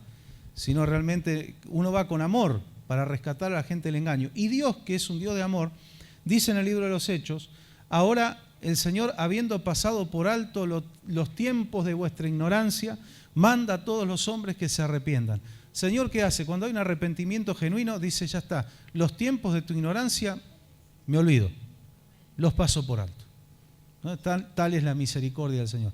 Pero esa debe ser, esto nos tiene que llevar a nosotros, no a querer ir, ahora le voy a ganar la discusión a fulano, no, sino llevar una palabra que arroje luz, que el Espíritu Santo nos inspire, nos use y que la gente pueda correr al Señor con amor, ¿sí? Algunos nos van a tratar mal, es la realidad, por predicarles. Otros con diplomacia nos van a rechazar, pero otros van a guardar en su corazón. Y la semilla va a caer en el camino, entre las piedras, entre los espinos, pero va a haber alguna que va a caer en buena tierra y va a dar frutos.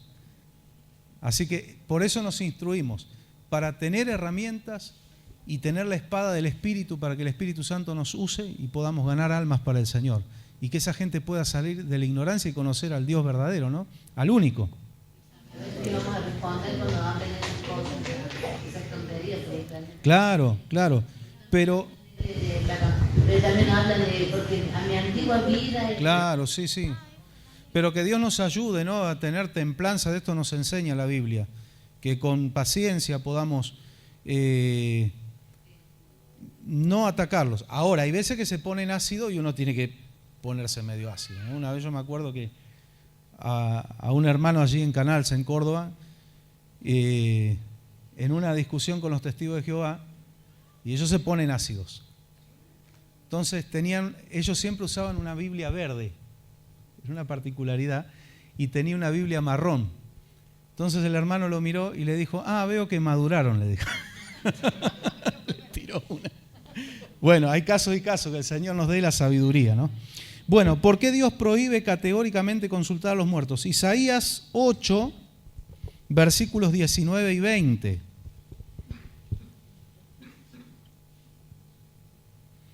Podemos leer Isaías 8, 19 y 20. Y si os dijeren, Preguntad a los encantadores y a los adivinos que susurran hablando, responded. ¿No consultará el pueblo a su Dios? ¿Consultará a los muertos por los vivos? Y en Deuteronomio... me falta el 20. Ajá, el falta 20, uno, ¿no? el 20, sí. Sí, a la ley y al testimonio. A la ley y al testimonio. Si no dijeren conforme a esto, es porque no les ha amanecido. Los que dicen tenemos que consultar, el pueblo debe consultar a sus dioses y debemos consultar a los muertos. Aquí el profeta dice a la palabra del Señor, a la ley de Dios. Dice los que, y está hablando de gente del pueblo de Israel que tenía estas prácticas. Y el Señor está diciendo, no les amaneció todavía. Pablo usa ese término, no les amaneció el evangelio, no les cayó el velo. Están ciegos espiritualmente. Ahora, en Deuteronomio 18, desde el 9 hasta el 12 inclusive. Deuteronomio 18, del 9 al 12. Cuando entres a la tierra que Jehová tu Dios te da, no aprenderás a hacer ningún según las abominaciones de aquellas naciones. No sea hallado en ti quien haga pasar a su hijo o a su hija por el fuego, ni quien practique adivinación, ni agorero, ni sortílego, ni hechicero, ni encantador, ni adivino, ni mago, ni quien consulte a los muertos. Porque es abominación para con Jehová cualquiera que hace estas cosas, y por estas abominaciones Jehová tu Dios echa estas naciones de delante de ti. Bien, el Señor está prohibiendo categóricamente porque sabe que cuando alguien practica esto abre puertas a los demonios. Eso es lo que hace. Entonces, ¿Dios prohíbe por arbitrariedad? No, para evitarnos justamente las angustias y las ataduras espirituales que se vienen con todo esto. Y ninguna rama del ocultismo, que la bruja blanca, que la bruja negra, que no, pero es bruja blanca, no, pero es un curandero de los que hacen el bien. No, todos los que están con el ocultismo el Señor aborrece porque hay demonios atrás de eso. Ni magos, ni agoreros, ni sortílegos, ni espiritistas, nada de eso, porque Dios les advierte a su pueblo, dice, yo echo a los cananeos de su tierra porque ellos practican estas cosas. Pero si ustedes, israelitas, mi pueblo, hacen lo mismo que ellos, yo no voy a tener contemplación porque, no, pero son mis hijos, alguna brujita pueden consultar. No, a ustedes también los saco, los echo de la tierra. Les va a pasar lo mismo que a los cananeos. ¿Y qué pasó con los años? Con las décadas y los siglos. Israel se corrompe con todas estas cosas, terminaron en la diáspora. Primero fueron al exilio babilónico, 70 años, volvieron a su tierra y después se volvieron a corromper y el Señor dijo, bueno, ahora afuera, por 1800 años Israel no tuvo nación, no tuvo territorio, no tuvo un país, anduvieron dispersos siendo la molestia, siendo los parias en todo el mundo, en todas las naciones. Perseguidos, subían de acá para allá, le tocó la época de Hitler, que afectó a gran parte de Alemania, todos los judíos sufrieron, murieron 6 millones aproximadamente, hasta que el Señor, porque el Señor dijo que los iba a educar, los iba a corregir, los iba a disciplinar, pero no los iba a destruir del todo, que es lo que Hitler hubiera querido, ¿no? Y los hace retornar a su tierra. Y en el año 1948, el 14 de mayo, es reconocido Israel como nación y empieza un proceso de restauración. Pero 1800 años fuera, por esto. Entonces es un mensaje para nosotros también. A ver, vos sos mi hijo, vos sos mi hija, pero si haces lo mismo que hace el mundo, te va a ir igual que al mundo. Te va a ir igual. Pastor, también hay algo muy natural ahora, ¿no? En estos años que vivimos, que es, por ejemplo, el carnaval y Halloween. Sí. Gustan mucho a los chicos, con los juegos, disfrazarse, todas esas cosas, ¿no? Mi sobrina mi hija tiene 9 años, ella me preguntaba, tío, dice, ¿por qué Halloween es del diablo si yo me visto de un angelito y salgo y no estoy disfrazado de monstruo ni nada? Dice, ¿por qué tendría que ser malo si soy un ángel? Entonces me tomé el trabajo de contarle la historia. ¿De dónde viene? Y ahí no entendió ella.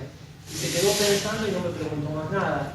Pero yo creo que por ahí tendríamos que contarle a los chicos cómo fue el génesis de la historia de Pablo. Sí. Para que ellos entiendan que los niños eran entregados sacrificios. Sí. Bueno, yo creo que es una de las cosas que el diablo usa ocultamente entre brujas, brujos, hechiceros, demonios, sin darse cuenta para utilizar a los niños, aún hasta en las iglesias pasa eso, porque muchos de los niños de las iglesias participan en esos rituales, ¿no? Como sucede en la iglesia de Adrián Romero, que él incita a la gente a celebrar Halloween. Sí, es algo aberrante. Y sí, yo soy partidario de que cuando uno no simplemente tiene que, hablando de los hijos, te prohíbo esto y ¿por qué? Porque soy tu padre y punto. No. Hay un por qué y es bueno que entiendan por qué, en la medida que nos puedan entender según la edad. En la escuela bíblica se trabaja mucho con eso, de enseñar los por qué de las cosas. ¿Qué estamos haciendo acá? Enseñando a la iglesia, a los que están mirando, por qué esa abominación a Jehová, el consultar a los muertos y demás. No es que simplemente Dios prohíbe cosas porque Él es Dios y punto. No, hay todo un porqué detrás. Dios es práctico. Bien, ya con los pasajes de Eclesiastés estamos en respuesta, tenemos respuesta a las preguntas sobre si los muertos nos guían y ayudan desde el cielo. Vimos allí que no tienen más parte en lo que se hace debajo del sol. Salmo 73, versículos 25 y 26. ¿Qué dice la palabra? Leemos. ¿A quién tengo yo en los cielos sino a ti? Y fuera de ti nada deseo en la tierra. Mi carne y mi corazón desfallecen, mas la roca de mi corazón y mi porción es Dios para siempre. Amén. Al único que tenemos en el cielo que nos ayuda, nos fortalece, nos alumbra es Dios. Y si tengo a Dios, no necesito a nadie más. De hecho, yo siempre lo digo, sería muy cruel de nuestra parte que nuestros seres queridos, sobre todo los que partieron con el Señor, ¿sí?, tengan que estar laburando para nosotros acá. Es una cosa muy egoísta. Están descansando, déjenlo en la presencia del Señor, que descansen. Cuando el Señor los despierte, van a despertar ya para recibir un cuerpo nuevo y reinar con el Señor y junto con nosotros. Mientras tanto, déjelo. Yo no necesito buscar que mi mamá me guíe del cielo, que descanse mi madre en la presencia del Señor. Yo necesito al Señor, al mismo Dios a quien recurría mi madre, ¿sí? Al mismo Dios que recurrimos cada uno de nosotros. ¿A quién tengo yo en los cielos? Por eso esto excluye también a María, que ya no le llamamos la Virgen María, porque María después tuvo hijos por la vía normal. Jesús tuvo hermanos. Una gran mujer de Dios, una sierva de Dios, tremendo, pero también María está descansando. Yo no puedo decirle a María, ruega por nosotros pecadores, porque el que ruega por nosotros, Juan dice, si alguno hubiere pecado, lo leímos, abogado tenemos en el cielo a Jesucristo el justo. Dejemos a María que descanse en la presencia del Señor y después cuando estemos en la gloria la vamos a conocer. Pero es Jesucristo, dijo, nadie viene al Padre si no es por mí. Él es el medio para llegar al Padre. Amén. Salmo 27:1. Jehová es mi luz y mi salvación. ¿De quién temeré? Jehová es la fortaleza de mi vida. ¿De quién he de atemorizarme? Ahí está, Jehová es mi luz. Ay, partió a la eternidad una estrella más en el cielo. Eso es mito. Deje que la gente que no conoce al Señor hable esas cosas. Yo veo cristianos que a veces comentan, ay, ahora se usa mucho el término, que brille para ti la luz que nunca se apaga, qué sé yo, que no tiene fin, la luz que no tiene fin. No, si tuvo a Cristo, que es la luz que no tiene fin, ahora está descansando. A eso se refiere que brille para él o para ella la luz que no tiene fin. Claro, pero algunos lo toman como que, bueno, es una estrella más, es un ángel, otra cosa. Miren, y vamos a ir terminando porque vamos a ir el otro miércoles. Ni los muertos en Cristo se convierten en ángeles, escuchen bien, ni los impíos se convierten en demonios. Vamos a dejar eso establecido, lo vamos a desarrollar el otro miércoles. Un ángel más, ¿no? Ya el Señor hizo los ángeles que necesitaba y el diablo engañó la tercera parte y ahí están los demonios. No es que si cada persona mala que muere se convierte en demonio, estamos cada vez peor, ¿no? Ya con los que hay suficiente. Y Dios no necesita refuerzo en las listas de su ejército. Los que tiene son más que suficientes. Uno solo nomás puede hacer un montón de cosas. Entonces, claro, esto para los creyentes, principalmente, tenemos que entender, hay mucha ignorancia en el pueblo de Dios. Los que mueren en Cristo no se convierten en ángeles y los que mueren impíos no se convierten en demonios. Bien. ¿No vienen a predicar nuevo evangelio tampoco? No, tampoco. Para eso están la ley y los profetas. Bueno, Salmo, ahora yo les voy a leer aquí en la NBI, Salmo 146, versículos desde el 3 hasta el 5. Salmo 146, desde el 3 hasta el 5. Dice así la palabra del Señor: no pongan su confianza en gente poderosa, en simples mortales que no pueden salvar. Exhalan el espíritu y vuelven al polvo, y ese mismo día se desbaratan sus planes. Qué clara que es la palabra. Pero que dice: dichoso aquel cuya ayuda es el Dios de Jacob, cuya esperanza está en el Señor su Dios. Amén. Nos ponemos de pie en el nombre de Jesús. Muchas gracias, hermana. Dios te bendiga. Saben ustedes que todo servicio es importante, es hermoso. Quien viene aquí a ayudarme a leer la Biblia, y le voy a decir algo, como todo tiene importancia en Dios, sepan que un día Jesús ocupó este lugar. Y lo llevo a aquel momento en que el Señor Jesús entra en la sinagoga de Nazaret y le dan el rollo del libro, el texto, el pasaje que se leía en esa ocasión, y él lee las Escrituras, lee Isaías. Por eso todo es importante en Dios. Aún esto, venir a ayudar a leer la palabra, Jesús una vez ocupó este lugar. Es tan importante, ¿no? Damos gracias a Dios. Toda esta enseñanza es conforme a lo que dijo Pablo a los tesalonicenses: no quiero que ignoréis acerca de los que duermen como los que no tienen esperanza. Esto trae más esperanza al cristiano. Esto trae mucha más esperanza. Sabemos que nuestros hermanos o seres queridos que se fueron con el Señor están descansando en la presencia del Señor, y cuando nosotros seamos llevados con Él, ya sea en el arrebatamiento o cuando nos toque despertar también, que el Señor nos resucite, ahí vamos a tener un estado consciente, un cuerpo glorificado. ¿Y saben qué? No hay tiempo perdido en Dios, porque lo que tenemos es 1000 años en la tierra, pero después tenemos toda una eternidad en la Nueva Jerusalén. Eternidad. No hay tiempo perdido en Dios, ni hay apuro. Amén. Los tiempos son del Señor. Cerramos nuestros ojos y le decimos al Señor lo más importante: ayúdame a ser fiel hasta el fin. Señor, ya sea que tú vengas a buscarnos o que tú nos llames para partir cuando llegue el momento, que podamos estar preparados, asidos de la esperanza de la vida eterna, Señor. Ayúdanos, Espíritu Santo, a cada uno de nosotros. Esta es la clave, es lo más importante de todo: poder ser fieles y estar firmes hasta el fin. Ayuda a cada uno de mis hermanos y hermanas, los que están mirando, Señor, a través de las redes sociales, los que están escuchando en la radio, sean tocados por tu Espíritu Santo. Venga fortaleza en la vida de aquellos creyentes que están en momentos de lucha, de angustia, de prueba. porque tenemos la esperanza no solamente de tu ayuda aquí en la tierra, sino la esperanza de la vida eterna, Señor.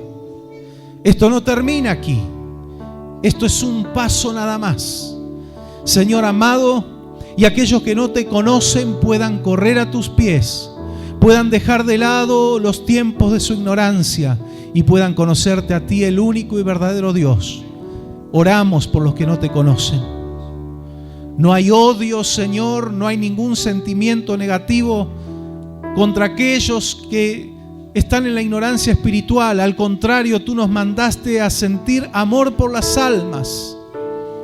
Y este amor es el que nos impulsa a predicar el Evangelio, a invitar a la iglesia, a contarles de que hay un Dios de amor y de misericordia, que es un Dios que es juez justo, que es fuego consumidor, pero que está dispuesto a perdonar a aquel que corre a sus pies, a limpiarlo, a transformarlo, a quitarle las vestiduras sucias y ponerles vestiduras blancas y anillo en su mano y calzado en sus pies. Tú sigues salvando, tú sigues restaurando. Bendice, Señor, salva, alcanza con tu misericordia. Hay familiares de mis hermanos que están aquí, que todavía no te conocen. Hay amigos, hay compañeros de trabajo, sean tocados por tu Espíritu Santo. Oramos por ellos, Señor. Oramos también por la manifestación de tu poder en aquellos que están pasando momentos de enfermedad, de dolencias. Sean tocados por tu mano de poder y de sanidad. Muéstrales que tú eres un Dios vivo, real, verdadero, poderoso, que tú haces milagros, que todo lo que dice tu palabra es verdad, Señor. Toca cada vida y cada corazón. Llega a los rincones más profundos. Llega a los hogares, Señor, con la obra de tu Espíritu Santo. Los vehículos donde están escuchando la radio, lugares de trabajo, Señor, tu presencia y tu Espíritu Santo llegue y toque y quebrante los corazones para que corran a ti y puedan vivir esta vida gloriosa, así como nosotros, Señor. Te damos gracias. Gracias porque tú nos has dado vida eterna, nos has perdonado. Tú eres quien perdonas todas nuestras iniquidades. Tú eres quien sanas todas nuestras dolencias. Gracias, Señor, te damos. Te honramos y te bendecimos. En el nombre de Jesús. Amén y amén. Gloria a Dios. Dale al Señor un aplauso, pues Él lo merece. Él merece la gloria y la honra. Gracias, Señor. Gracias, Señor. Te glorificamos, Jesús. Tú eres el único digno, Señor, y merecedor. Tú eres el único digno y merecedor de toda la gloria y la honra. Recibe esta ofrenda, Señor, para ti. Gloria a Dios.